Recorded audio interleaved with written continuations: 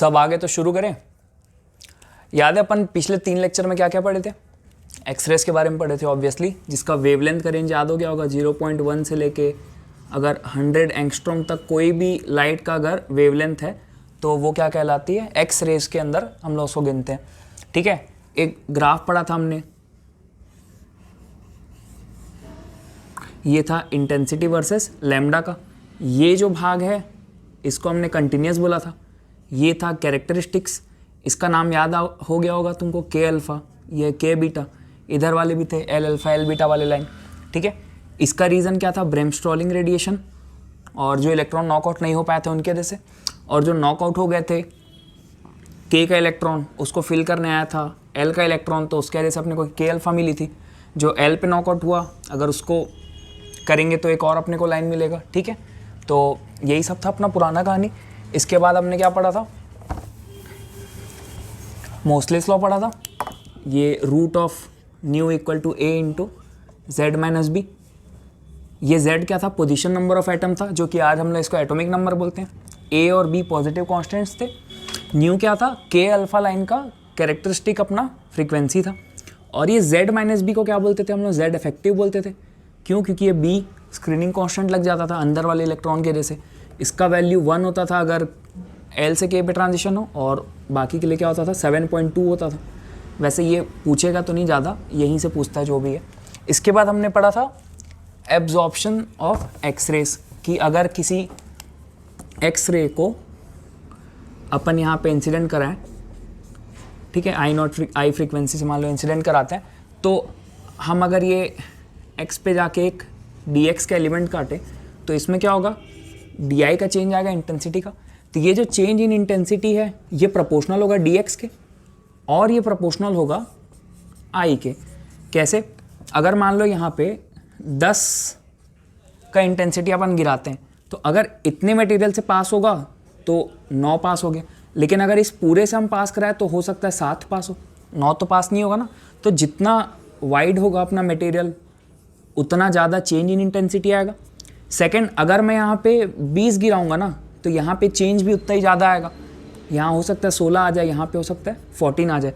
तो ये जो डी आई है, चेंज इन इंटेंसिटी है, ये डी एक्स के प्रोपोर्शनल भी तो है और आई के प्रोपोर्शनल भी है। तो डी आई इक्वल टू क्या है? अपन इसको लिखते थे mu I D x. Mu अपना कांस्टेंट था, याद होगा तो लीनियर एब्जॉर्प्शन कोफिशिएंट। ठीक है, और इसका एक फॉर्मूला भी था, mu equal to 0.693 upon X H. ये एक्स एच क्या था? वो डिस्टेंस था जहाँ पे इंटेंसिटी क्या हो जाए? हाफ हो जाए। तो इतनी सब कहानी तो हमारी हो गई थी। इसके बाद एक और टॉपिक आता है जिसको हम बोलते हैं diffraction of X-rays. Diffraction of X-rays, ठीक है। डाइफ्रैक्शन आप सबने पढ़ा ही होगा। क्या होता है डाइफ्रैक्शन? वेव के लिए होता है। अगर एक अपर्चर से कोई वेव पास हो, ठीक है, अगर एक अपर्चर से कोई वेव पास हो तो वो क्या होता है? सीधा सीधा ना जाके बेंड हो जाता है। तो इसी को हम क्या बोलते थे? बेंडिंग और spreading of waves when it passes through aperture. मान लो ये अपर्चर की विड्थ है ए, ठीक है, और हमारी जो गिरने वाली इंटेंसिटी है वो क्या है? लैम्डा की।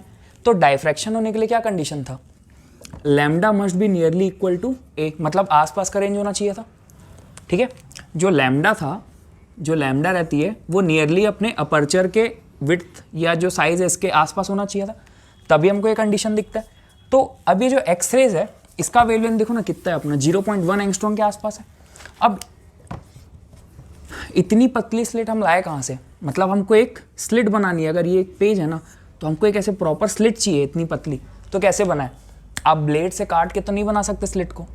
तो है बहुत से तरीके, आजकल तो बहुत से तरीके आ गए। जैसे हम लोग स्कूल टाइम पे मेरा एक फ्रेंड था, उसने क्या किया था ना, उसको एक स्लिट बनानी थी। तो हम लोग बैठे थे, दिमाग लगा रहे थे। मैंने सोचा एक काम करते हैं यार, कार्डबोर्ड लेते हैं, उसको एक, सबको जैसे दिमाग आता है, मैंने भी वही लगाया कि ब्लेड से उसको काट के देखते तो बहुत पतली स्लिट बन जाएगी। लेकिन ना वो सरफेस बहुत रफ होता, ठीक है, तो उसमें डाइफ्रैक्शन दिखा नहीं। तो उसने क्या दिमाग लगाया 2-3 दिन में कि एक काम करते, जो लेड आती है ना पेंसिल की, एक टिप टिप वाली पेंसिल जो आती है ना, इसकी जो लेड रहती है, 2 ठो खोल लिया और उसको जोड़ दिया। तो काइंड ऑफ ये देखो ऐसा कुछ सिचुएशन बन रहा था। ये देखो बीच में बहुत बारीक सा स्लिट बन गया। तो बस फिर लेज़र लाइटली इसे पास किया और काइंड ऑफ काम चला, अच्छा खासा डायफ्रैक्शन पैटर्न हमको दिख गया था। तो अब इतना छोटा स्लिट हम देखे तो देखे कहाँ, तो हमको क्या पता चला कि ये जो एटम्स होते हैं ना एक लैटिस में, ये एक प्रॉपर डिस्टेंस पे अरेंज होते हैं। ए बी सी पैटर्न आपने पढ़ा होगा। तो ये जो डिस्टेंस है ना इनके बीच का इंटरप्लेनर सेपरेशन, ये नियरली एक्सरेस के रेंज पे आता है। ये 0.1 एंगस्ट्रॉम नैनोमीटर के रेंज में आ जाता है, तो ऑलमोस्ट इसी रेंज पे लाई करता है। तो हमको ना एक डायफ्रैक्शन का फिनोमिना इसमें देखने को मिल जाता है। ठीक है, अब यहाँ पे मेन अपना जो काम था वो ब्रैग साहब का था। ठीक है, there is nothing less to brag about it, क्योंकि बहुत ज़ोरदार काम किया था। 1915 में नियरली आसपास इसके इनको क्या मिला था, नोबेल प्राइज़ मिला था एक्सरे क्रिस्टलोग्राफी और ये इसी फील्ड में काम करने के लिए। ठीक है, जिसके वजह से हम लोग को इलेक्ट्रॉन माइक्रोस्कोप की डिस्कवरी हमने की। मतलब नॉर्मली क्या है, हम अपने आँख से कितना देख सकते हैं, रिजॉल्विंग पावर याद है आप लोगों को? तो हम किसी, जैसे ये 2 लाइन है, ठीक है, अभी मैं बहुत पास से देख रहा हूँ तो ये मेरे को 2 लाइन दिख रही है, कोई बहुत दूर से दिखेगा तो उसको वो एक ही लाइन दिखेगी। ये होती है रिजॉल्विंग पावर किसी भी चीज़ की। तो resolving power inversely proportional to क्या रहता है, लैम्डा रहता है। ठीक है, तो जितना लैम्डा हमारा कम होगा, क्या रिजॉल्विंग पावर उतनी ज़्यादा होगी। तो जो नॉर्मल माइक्रोस्कोप थे उसमें हम क्या करते थे, लैम्डा हमारी यही विजिबल रेंज में होती थी, तो हमारी जो रिजॉल्विंग पावर थी वो एक कंस्ट्रिक्टेड थी। लेकिन यहाँ पे क्या किया हमने, एक्सरेज को यूज़ करने लग गए, तो रिजॉल्विंग पावर क्या हो गई, 5 से 10 गुना बढ़ गई। ठीक है, तो हम क्रिस्टल के अंदर भी अब देख सकते हैं कि क्या होता है, कैसे अरेंज रहते हैं उन लोग। तो इसका सबसे बड़ा बेनिफिट ही यही था कि हमारी जो रिजॉल्विंग पावर है माइक्रोस्कोप की वो बढ़ गई थी। अब हम नैनो टेक्नोलॉजी पे काम करते हैं, माइक्रो टेक्नोलॉजी से आगे बढ़ के। तो ब्रैग साहब ने भी कुछ यही सोचा कि मान लेते हैं ये हमारे जो डॉट्स है, ये एक एटम है, रेगुलर फैशन में अरेंज्ड है। ठीक है, इन पे इन्होंने एक्सरेज गिराई और ऑब्जर्व किया। ऑब्जर्व करा तो क्या किया कि जब एक्सरेज को गिराया गया इन पे, ये डायफ्रैक्ट हुई और यहाँ पे पूरा से डिटेक्टर लगा दिया, तो कुछ सर्टेन एंगल पे इनको क्या मिला, बहुत स्ट्रॉन्ग इंटेंसिटी मिली। तो ये फिर सोचने लग गया ऐसा कैसे हो रहा है। तो एक्चुअल में क्या होता है, ये अंदर अगर एटम है, ठीक है, इलेक्ट्रॉन है, तो अगर इन पे एक्सरेज गिरता है ना किसी एटम पे, तो ये क्या करते हैं, इसको एब्जॉर्ब कर लेते हैं। अब एब्जॉर्ब करने के बाद अगर वो एनर्जी उतनी सफिशिएंट नहीं होती कि इसके इलेक्ट्रॉन को एमिट करा दे, अगर एक्सरेज यहाँ पे क्या हो रही है, एक्सरेज गिरी इस पे, एटम ने क्या किया, इलेक्ट्रॉन को लिया, इलेक्ट्रॉन ने क्या किया, इस एनर्जी को लिया। अब ये इतनी सफिशिएंट भी नहीं होती कि इस इलेक्ट्रॉन को इजेक्ट आउट करा दे। ठीक है, तो ये क्या करते हैं, वाइब्रेट करते हैं और उसको री एमिट कर देते हैं। तो कुछ स्कैटरिंग जैसा नहीं हो गया कि absorption and re radiation of light, वहाँ बोलते थे, यहाँ तो रेडिएशन ही हमारा एक्सरेस। ठीक है, तो ये काइंड ऑफ स्कैटरिंग हो गया। और इलास्टिक स्कैटरिंग होता है ये। इलास्टिक स्कैटरिंग मतलब जितनी एनर्जी आई उतनी जाएगी। इसको और अगर आगे जाके पढ़ेंगे तो ये रेले स्कैटरिंग के कैटेगरी में आ जाता है। तो क्या होता है कि एक्सरेस को जब भी हम एटम पे गिराते हैं, वो एनर्जी एब्जॉर्ब करते हैं, लेकिन वो उतनी सफिशिएंट नहीं रहती कि उससे इलेक्ट्रॉन इजेक्ट आउट हो जाए, तो वो उसको क्या करते हैं, री रेडिएट कर देते हैं। ठीक है, तो हर एटम के साथ ये होगा। अब ये जो वेव्स आई है, ये एक्चुअली ऐसे ऐसे वेव्स आ रही है पूरी। ठीक है, तो यहाँ से वेव्स ऐसे ऐसे जाएगी। अब आप लोगों ने ये चीज़ पढ़ा होगा कि अगर एक वेव ऐसे है, ठीक है, एक वेव अगर ऐसे है, अरे काम चला लेते हैं, और एक और वेव अगर ऐसे है इसी के ऊपर, तो इसका एम्पलीट्यूड बढ़ जाता है। इसको क्या बोलते थे हम लोग, कंस्ट्रक्टिव इंटरफेरेंस। अगर 2 वेव सिमिलर एम्पलीट्यूड या इंटेंसिटी की है, उसको अगर एक साथ मिलाया तो वो सुपरपोज कराया तो वो बड़ा एम्पलीट्यूड वाला वेव दे देता है। इसको हम क्या बोलते थे, कंस्ट्रक्टिव इंटरफेरेंस। और अगर हम ऐसे कर दें, ठीक है, तो ये क्या हमको स्ट्रेट यहाँ पे मिल जाता था, कोई इंटेंसिटी नहीं मिलती थी, डिस्ट्रक्टिव इंटरफेरेंस। तो यहाँ पे भी वही होगा कि जहाँ जहाँ जब जब जिस जिस वेवलेंथ के वजह से जिस जिस एंगल पे कंस्ट्रक्टिव इंटरफेरेंस होगा, वहाँ वहाँ हमको क्या मिलेगा, बहुत स्ट्रॉन्ग पीक्स मिलेंगे। तो यहाँ पे भी वही होता है। तो अब इसके लिए हमको एक मैथमेटिकल फॉर्म चाहिए था, वो लाया था ब्रैग साहब ने। देखो कैसे,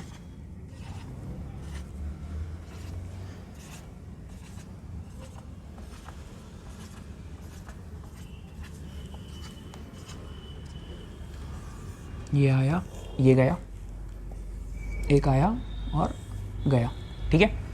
तो ये सब प्लेन्स है ना, ये सब प्लेन्स है। ये जिस एंगल पे आता है इसको हमने क्या बोल दिया, थीटा बोल दिया। इस थीटा को हम ग्लैंसिंग एंगल या ब्रैग्स एंगल या फिर एंगल ऑफ रिफ्लेक्शन भी कहते हैं, ठीक है। तो ये आया थीटा से और गया, सिमिलरली ये वे भी आया थीटा से और गया। अब अगर ये थीटा है तो क्या ये 90 माइनस थीटा होगा, और अगर ये 90 माइनस थीटा है तो जितने से इंसिडेंट है क्या उतने से रिफ्लेक्ट होगा, तो ये भी 90 माइनस थीटा होगा, और ये कितना हो जाएगा वापस थीटा हो जाएगा। अब मैं क्या करता हूँ ना, यहाँ से एक परपेंडिकुलर ड्रॉ करता हूँ, देखो ये 90 डिग्री हो गया। अब सोचो ये थीटा है तो क्या ये भी थीटा होगा, समझ आ रहा है। अगर ये थीटा है तो क्या ये भी थीटा होगा, क्यों होगा, क्योंकि देखो ये रे के साथ मैंने क्या किया है 90 डिग्री बनाया, तो ये 90 माइनस थीटा, और ये ऑलरेडी क्या बन रहा है 90 डिग्री बन रहा है, तो ये भी क्या बन गया थीटा, ठीक है। तो ये भी हमको क्या मिल गया, थीटा मिल गया। अब ये ट्रायंगल देखो, ठीक, ये हमारा है थीटा, ये हमारा 90 डिग्री, ठीक। तो ये क्या हो गया 90 माइनस थीटा। हमको क्या चाहिए, ये अगर ये वेव आया इसने इतना ट्रैवल किया, नीचे वाली वेव आई इसने इतना ट्रैवल किया, तो जो नीचे वाली वेव है उसने क्या इतना लेंथ ज़्यादा ट्रैवल किया, ये लेंथ, इसको ही हम क्या बोलने वाले अब, पाथ डिफरेंस, ठीक है। डेल्टा एक्स से डिनोट करते थे इसको, इसी को हम क्या बोलने वाले, पाथ डिफरेंस। अब ये जो लेंथ है ना इसको हमने क्या बोला, डी, ये हमारा लेंथ क्या है, डी है, ठीक। तो हमको अब क्या चाहिए था, ये डी है हमारे पास, ये थीटा है, तो क्या ये वाला लेंथ डी साइन थीटा हो जाएगा, ये डी है, ये डी साइन थीटा है, ठीक है, ये थीटा है तो क्या ये डी साइन थीटा, वैसे ही क्या ये हो जाएगा वापस डी साइन थीटा। तो ये डायग्राम में वापस देखते कि ये डी साइन थीटा और ये डी साइन थीटा आखिर हुआ कैसे, ठीक है। इसी डायग्राम को मैं सीधा करके बना लेता हूँ कि ये हमारा पॉइंट था, मान लो ओ, ये था ए और ये था बी, तो ये क्या कुछ ऐसा दिखने वाला है। देखो ये था थीटा, ये था 90 माइनस थीटा और ये था 90 डिग्री, ठीक है। 90 डिग्री पे हमारा पॉइंट था ए, ये वाला पॉइंट था बी और ये वाला पॉइंट था ओ। अब मैं अगर कॉस ऑफ ये लूँ, इस एंगल का कोसाइन लूँ, तो क्या बेस अपॉन हाइपोटेनिस होगा। अब ये जो हाइपोटेनिस है ये हमारा ऑलरेडी क्या है डी, इस बेस को हमने क्या बोला ए बी, तो कॉस ऑफ क्या होगा 90 माइनस थीटा इक्वल टू क्या होगा हमारा जो बेस अपॉन हाइपोटेनिस। हमको तो यही निकालना था ना ए बी, तो ए बी क्या आ गया डी ऑफ, अच्छा ये कॉस 90 माइनस थीटा क्या होता है साइन थीटा, तो ये ए बी क्या हो गया हमारा डी साइन थीटा, ठीक है। तो इधर भी डी साइन थीटा, इधर भी डी साइन थीटा, तो ये जो वेव थी नीचे वाली इसने एक्स्ट्रा कितना ट्रैवल किया, पाथ डिफरेंस जो था वो डेल्टा एक्स हमारा ये कितना हो गया D sine theta plus D sine theta, क्या 2d साइन थीटा। अब आपको पता है कि जो कंस्ट्रक्टिव इंटरफेरेंस होना है उसके लिए क्या कंडीशन रहती है कि ये जो पाथ डिफरेंस है ये क्या n लैम्डा के बराबर होना चाहिए, ये जो पाथ डिफरेंस है ये क्या n लैम्डा के बराबर होना चाहिए, मतलब इसमें एक वेव समा जाए इतना, ये एक कंप्लीट वेवलेंथ होता है ना, तो ये एक वेव समा जाए अगर इसमें इस वाले में, तो ये क्या हमको कंस्ट्रक्टिव इंटरफेरेंस देगा, बिल्कुल देगा। तो डेल्टा एक्स कितना आया हमारा 2d साइन थीटा, ये किसके बराबर है n लैम्डा, यही है हमारा ब्रैग्स लॉ, ठीक है। हम यहाँ पे थीटा वेरी करते जाएंगे तो हमको n1 n2 n3 हमको इसकी वैल्यू मिलते जाएगी, ठीक है। लैम्डा हम क्या कर देंगे फिक्स कर देंगे। अच्छा एक और चीज़ देखो, साइन थीटा को हम क्या लिख सकते हैं n लैम्डा बाई 2d। अब साइन थीटा का जो मैक्सिमम वैल्यू होता है मॉड का वो लेस देन इक्वल टू 1 होगा, मतलब साइन क्या हो सकता है या तो 1 होगा मैक्सिमम में या तो -1 होगा मिनिमम में, इसकी यही रेंज है, तो इसका मॉड का रेंज भी क्या हो गया यही हो गया। तो मैं इसको ऐसे लिख दूं क्या, तो यहाँ पे भी क्या कंडीशन आ जाएगा n lambda by 2d less than equal to 1, तो क्या n lambda must be less than equal to 2d होना चाहिए, लेस देन या इक्वल टू, तभी जाके हमको क्या मिलेगा एक प्रॉपर कंस्ट्रक्टिव इंटरफेरेंस मिलेगा। मतलब ये जो 2D बन रहा है ना, इसी पे आके हमारी एक वेव बननी चाहिए कंप्लीट, ठीक है। ये जो 2D है हमारा 2D, ठीक है, इतनी ही हमारी क्या होनी चाहिए, लैम्डा की वैल्यू होनी चाहिए। तो ये हमारा प्रॉपर कंडीशन हो गया ब्रैग्स लॉ का। बहुत इंपॉर्टेंट इक्वेशन है, इसी से हम जहाँ जहाँ पे, अच्छा देखो हर जगह पे हमको मैक्सिमम मिलेगा नहीं, लेकिन जहाँ जहाँ मैक्सिमम मिलेगा क्या वहाँ समझ जाएगा कि एटम का एक प्लेन वहीं पे, तो हमको अंदाजा हो जाएगा इस डी का। हम एक्सपेरिमेंट से देखो, हमको लैम्डा पता है, हमको पहली पीक कहाँ है ये पता चल जाएगी, N1 N2 N3। थीटा हमको पता है कौन से एंगल से आ रहा है ये, तो ये डी का वैल्यू पता चल जाएगा ना हमको। तो यही तो चाहिए था हमको, किसी भी एटम के बीच का इंटरप्लेनर स्पेसिंग निकालना है तो ब्रैग्स लॉ से बढ़िया कोई मेथड नहीं है, ठीक है। इस पे एक आध न्यूमेरिकल करते हैं फिर और इजी लगेगा। ये क्वेश्चन दिया हुआ है, ये दो हमारे ब्रैग्स एटम के ये प्लेन है, ये थीटा एंगल पे आता है, हमको ये एक्स निकालना है, ठीक है। तो एक्स निकालना बहुत ईजी है। अभी हमने जैसे डायग्राम देखा, ये थीटा है तो क्या ये 90 माइनस थीटा होगा, ये 90 माइनस थीटा तो क्या ये भी 90 माइनस थीटा, ये 90 माइनस थीटा तो ये भी थीटा, ठीक है। इतना तो समझ आ गया अभी तक कि अगर ये थीटा है तो ये भी थीटा होगा। अब इसको देखना ज़रा, ठीक है, ये एक लाइन ऐसे जा रही है और ये ऐसे जा रही है, ये एंगल थीटा तो क्या ये भी थीटा, वर्टिकली ऑपोजिट एंगल। तो जो हमारा ये वाला जो लाइन जा रहा है ये भी क्या हो गया, थीटा। तो एक्स का वैल्यू हमको क्या मिल गया, 2 थीटा। देखो ये भी कंडीशन होती है हमारी कि जो इंसिडेंट और रिफ्लेक्टेड वेव है उसके बीच का एंगल कितना होगा, 2 थीटा होगा, ठीक है, सिंपल। अगला क्वेश्चन देखते हैं। तो क्वेश्चन दिया हुआ है, the wavelength of first order X rays are 100 angstrom at 30 degree, find distance between adjacent Miller planes. अब ये जो प्लेन्स थी ना, इनको मिलर प्लेन्स भी बोला जाता है, ठीक है। तो हमको ये डी का वैल्यू फाइंड करना है। देखो इजी है, कंडीशन अपन लगाते हैं, 2d sine theta equal to n lambda.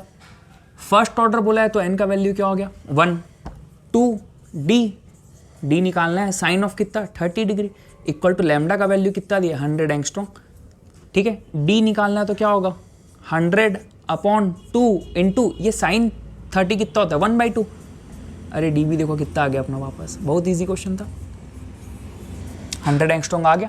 अब ये अलग अलग एंगल दे देगा तुमको, 45 बोल देगा, कभी 60 बोल देगा, ठीक है। अगर मान लो ये 23 डिग्री बोलता है तो तुम बस इन्वर्स करके वहाँ वैल्यू छोड़ देना, उतना तो तुमसे कोई पूछेगा नहीं, ठीक। एक और क्वेश्चन देखते हैं आखिरी इस पे। तो क्वेश्चन हमको क्या दिया है, एक क्रिस्टल है जिसमें अगर मोनोक्रोमेटिक एक्सरेज को हम जब गिराते हैं तो फर्स्ट ऑर्डर मिलता है हमको 15 डिग्री पे, हमको सेकेंड और थर्ड ऑर्डर कौन से एंगल पे मिलेंगे ये बताना है। तो देखो कोई भी ऑर्डर का हो इस इक्वेशन को तो वो हमेशा फॉलो करेगा, ठीक है। तो अगर फर्स्ट ऑर्डर है तो इसको मैं θ1 और n1 लिख देता हूँ, सेकेंड ऑर्डर को मैं क्या लिख दूंगा यहाँ पे θ2 और n2 कर दूंगा, क्योंकि देखो मोनोक्रोमेटिक एक्सरेज है, क्रिस्टल भी वही है तो ये d भी सेम रहेगा, लैम्डा भी सेम रहेगा। थर्ड ऑर्डर के लिए क्या कर देता हूँ 2d sign θ3 equal to n3 lambda. अब मेरे को क्या θ1 पता है, θ2 और 3 निकालना है, तो क्या करो पहले इन दोनों को डिवाइड कर दो, फिर एक तरफ क्या करो यही वाले को n1 वाले को ही क्या कर दो n3 वाले से कर दो डिवाइड, ठीक है। अगर मैं इसको अब डिवाइड करता हूँ तो देखो 2d तो निपट गया, n1 का वैल्यू कितना होगा, पहले ऑर्डर के लिए कितना होगा 1, दूसरे ऑर्डर के लिए कितना होगा 2, तीसरे के लिए कितना होगा 3 होगा। अब डिवाइड करो तो साइन θ1 तो मेरे को पता है, θ2 निकालना है, तो देखो साइन θ2 क्या हो गया, लैम्डा से लैम्डा भी जाएगा, 2 टाइम्स ऑफ साइन ऑफ θ1। देखो साइन ऑफ 15 डिग्री तुमको वैल्यू दे दिया है 0.258, तो क्या करो 2 इंटू 0.258 कर दो साइन θ2। तो θ2 का वैल्यू तुमको निकालने की कोई ज़रूरत नहीं है, बस इतना करके छोड़ दो, ये जो भी आएगा मल्टीप्लाई करके देख लेना, ठीक है। कितना आना चाहिए मेरे ख्याल से 0.517 आना चाहिए, बस इतना छोड़ दो। अगर जानना चाहो तो ये 31.13 डिग्री होता है इसका वैल्यू, ठीक है, लेकिन निकालने की ज़रूरत नहीं पड़ेगी। यहाँ पे भी सेम चीज़ है, देखो 2d जाएगा डिवाइड करने पे, लैम्डा जाएगा डिवाइड करने पे, और ये साइन θ3 क्या हो जाएगा 3 टाइम्स ऑफ क्या हो जाएगा θ1। फिर से यहाँ पे वैल्यू रखो, तुमको एक आंसर मिल जाएगा 0.7764 साइन ऑफ θ3।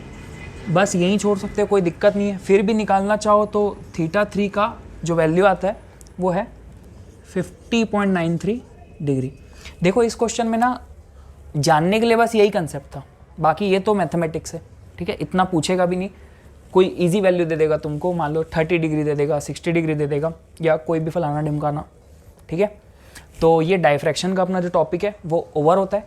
अब बहुत ईजी वाला टॉपिक है, इसके बाद उस पर बात करते हैं। तो यही है हमारा अगला टॉपिक, क्या है, प्रॉपर्टीज़ ऑफ एक्स रेज। देखो एक्स रेज क्या, इलेक्ट्रोमैग्नेटिक रेडिएशन है, तो जितनी भी इलेक्ट्रोमैग्नेटिक रेडिएशन की प्रॉपर्टीज़ होती है ऑलमोस्ट पूरी यहाँ पे दिख जाएगी आपको, ठीक है। सबसे पहला, इलेक्ट्रोमैग्नेटिक वेव है शॉर्टर वेवलेंथ की, कितना रेंज है इसका, 0.1 से 100 एंगस्ट्रॉम, अभी तक याद हो ही गया होगा।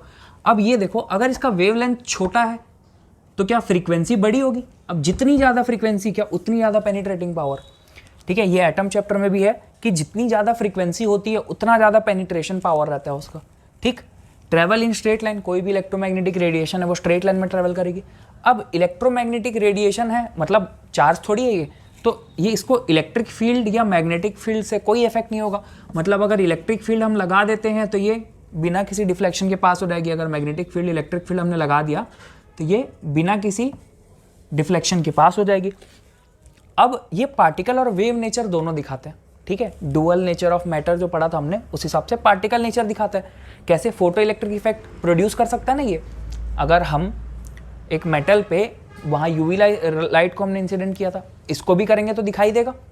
और कॉम्पटन स्कैटरिंग भी दिखाता है, खैर ये तो आपके सिलेबस में नहीं है, फिर भी वेव नेचर दिखाता है कैसे। देखो रिफ्लेक्शन ऑफ वेव हमने अभी देखा था, रिफ्रैक्शन ऑफ एक्सरेज भी होता है, डायफ्रैक्शन ब्रैग्स लॉ पढ़ा था हमने, पोलराइजेशन भी होता है इसमें, ठीक। जो फोटोग्राफिक प्लेट रहती है उसको ये ब्लैक एंड कर देते हैं, ठीक है। जहाँ जहाँ एक्सरेज पड़ती है ना वहाँ पे फोटोग्राफिक प्लेट क्या हो जाती है, ब्लैक हो जाती है। अभी इसी का हम एप्लीकेशन पार्ट में भी और पढ़ेंगे। देख ये वाला देख लो एक बार कि when incident on surface they exert force and pressure, तो पार्टिकल नेचर है, तो अगर बहुत सारे पार्टिकल किसी सरफेस पे गिर रहे हैं मतलब वो क्या करेंगे, फोर्स लगाएंगे, प्रेशर एक्सर्ट करेंगे, एनर्जी और मोमेंटम भी ट्रांसफर करेंगे। तो सिमिलरली एक्सरेज भी यही करते हैं। और एक और एक्स्ट्रा जानने के लिए कि they cause mutation in genes, genes में म्यूचुएशंस लाने के लिए कैपेबल है ये लोग, ठीक है। अब इसके बाद एक सिंपल सा टॉपिक आता है, इसको उतार लो पॉज करके। इसके बाद सबसे लास्ट टॉपिक जो कि हम सबसे पहले भी पढ़ सकते थे कि इसका एप्लीकेशन क्या है, ठीक है। एप्लीकेशन में लिखा नहीं रहा हूँ, समझा देता हूँ, ठीक है, नोट्स में मिल जाएगा। एप्लीकेशन ऑफ एक्स रेज, बहुत से एप्लीकेशन है, मतलब आसपास जितनी मॉडर्न टेक्नोलॉजी है ना उसमें कहीं ना कहीं एक्सरे का योगदान तो मिल ही जाएगा मोस्ट ऑफ देम में। सबसे पहले बात किए थे हम लोग क्या, एक्सरे कराने जो हम जाते हैं वहाँ पे एक्सरेज यूज़ होते हैं। कैसे यूज़ होते हैं, जो डेंस एलिमेंट रहते हैं ना, मतलब जिनका एटॉमिक नंबर थोड़ा क्या हो, ज़्यादा हो, एक्सरेज ना उनसे पास नहीं हो पाती है ज़्यादा। मतलब ये लोग क्या करते हैं, एक्सरेज को क्या कर लेते हैं, एब्जॉर्ब कर लेते हैं, ठीक है। तो जो लाइट एलिमेंट होंगे, ठीक है, हमारे जो मसल में पाए जाते हैं लाइट एलिमेंट, कार्बन वगैरह, ठीक है, उनसे क्या हो जाएगा, एक्सरेज आसानी से पार हो जाएगा। लेकिन जो बोन्स रहते हैं जिसमें कैल्शियम फॉस्फोरस वगैरह रहता है वहाँ पे क्या होगा, ज़्यादा एब्जॉर्ब हो जाएगा। अब मैंने क्या कहा था कि जो फोटोग्राफिक प्लेट रहती है वहाँ पे एक्सरेज पड़ते ही क्या करते हैं, ब्लैकन कर देते हैं। तो जहाँ जहाँ पे मान लो ये एक हमारा बोन है, ठीक है, और यहाँ पे क्या है, एक क्रैक आ गया, तो इतनी जगह से क्या होगा, एक्सरेज बहुत अच्छे से पार हो जाएगा। तो यहाँ पे क्या हो जाएगी, हमारी जो प्लेट है वो ब्लैकन हो जाएगी, और यहाँ पे क्या होगा, एब्जॉर्ब हो गया, उसके वजह से क्या होगा, इसका एक रिफ्लेक्शन आ जाएगा यहाँ पे। तो जहाँ जहाँ क्रैक्स वैक्स होते हैं ये हमको पता चल जाता है किसकी वजह से, एक्सरेज की वजह से। और हम एक्सरेज क्या है, बहुत हाईली एनर्जेटिक होता है, तो they are capable of causing mutation ना। इसीलिए एक लेड एप्रिन पहन के जो भी एक्सरे परफॉर्म करता है ना फोटोग्राफ, वो लेड एप्रिन पहन लेता है ताकि उसके अंदर मसल्स को अफेक्ट ना करे। तो बहुत ज़्यादा देर तक एक्सरे के आसपास नहीं रहना चाहिए, और वो लिखा भी रहता है ना कि pregnant women are not allowed here, मतलब इस टाइप का। तो बहुत प्रोटेक्शन के साथ किया जाता है ये सब। और टिश्यूज़ को डैमेज करने में भी काम आता है, किल करने में, कैंसर वगैरह हो गया, वहाँ पे क्या करते हैं, एक्सरेज प्रॉपरली, अब बहुत टेक्नोलॉजी रहता है उसमें, और उन लोग क्या करते हैं, स्पेसिफिक टिश्यू को टारगेट करते हैं और उसको वहाँ पे डिस्ट्रॉय कर देते हैं, किसकी वजह से, एक्सरेज की वजह से। और जैसे इंडस्ट्री रहती है हमारी, वहाँ पे क्या, कोई मशीन है उसमें कहीं फॉल्ट आ गया, तो वो पता करने के लिए भी एक्सरेस काम आ जाते हैं। कैसे कि जहाँ फॉल्ट है वहाँ से एक्सरेस आसानी से पास हो जाएंगे, ठीक है, वहाँ क्योंकि मेटल नहीं होगा। और एटम है, अभी ब्रैग्स लॉ से हमने देखा कि कैसे एटम के इंटरनल स्ट्रक्चर को पहचानने में एक्सरेस क्या करता है, हेल्प करता है। तो सीटी स्कैन पढ़ा होगा आपने, सीटी स्कैन भी वही होता है। जैसे एक्सरे में हमको एक 2D फोटोग्राफ मिलता है ना, सीटी स्कैन में क्या रहता है, ये पूरा सर्कुलर रहता है ऐसे, जहाँ से हम ऐसे अंदर जाते हैं ना तो ये सर्कुलर रहता है, ये पूरा घूमता है गोल गोल बॉडी के अक्रॉस और पूरा 360 व्यू हमको देता है। तो उससे हमको एग्जैक्ट पता चल जाता है कि यहाँ ये तो पता चल गया था कि बोन में कट है, ठीक है, या ऐसे क्या हेयर लाइन फ्रैक्चर है। लेकिन अगर कोई बुलेट अंदर पेनिट्रेट हो गया है, कहीं कितना अंदर है, सर्जरी करते टाइम बहुत मैटर करता है ये, तो ये सीटी स्कैन से पता चलता है हमको, ठीक है। सीटी स्कैन के लिए भी नोबेल प्राइज़ मिला था एक साइंटिस्ट को 1970s के अक्रॉस। और ये जो म्यूचुएशन वाला था ना, इसके लिए हरमन मुलर को भी नोबेल प्राइज़ मिला था। इस पर बहुत स्टडी की थी उन्होंने कि एक्सरेस कैसे किसी भी जीन में म्यूटेशन ले आता है। तो ये चैप्टर बहुत ही ऑलमोस्ट ईजी ही था। इसमें गिन के आपको पता है क्या कंसेप्ट थे, कंटिन्यूस और कैरेक्टरिस्टिक रेडिएशन था, किस पे डिपेंड करते हैं किस पे नहीं करते हैं, क्या कहानी है, गिन के 2-3 न्यूमेरिकल है, एक ही एक टाइप के क्वेश्चन है। होपफुली आप 2 घंटे में इसको कंप्लीट करके पहली बार में पढ़ सकते हैं और रिवीजन में आपको 10 मिनट से ज़्यादा कभी भी नहीं लगेगा और उससे ज़्यादा देना भी नहीं इस टॉपिक को, ठीक है। तो शुरू में आया था, कुछ बोला नहीं, एंड पे यही बोल के जाऊँगा कि अगर ये सारे कंसेप्ट पढ़ लिए ना तुमने तो कल से बेहतर हो तुम आज, ठीक है। और टाइम टू टाइम रिवाइज़ करते रहना, क्योंकि अगर रिवाइज़ नहीं करोगे ना तो कोई और तुमसे बेहतर हो जाएगा। तो रिवीजन बहुत इंपॉर्टेंट है हर किसी टॉपिक का। एक स्पेसिफिक टाइम इंटरवल में क्या करते रहो, अपने टॉपिक को रिवाइज़ करते रहो और कल से बेहतर बनते रहो। बाकी EMI पे तो अपन अवेलेबल है ही है, नो कॉस्ट एजुकेशन देते रहेंगे। कोई भी डाउट हो, कोई भी कंसेप्ट नहीं समझ आए, कमेंट बॉक्स में ड्रॉप कर देना। बाकी भाई तो तुम्हारा अपना है ही। चले।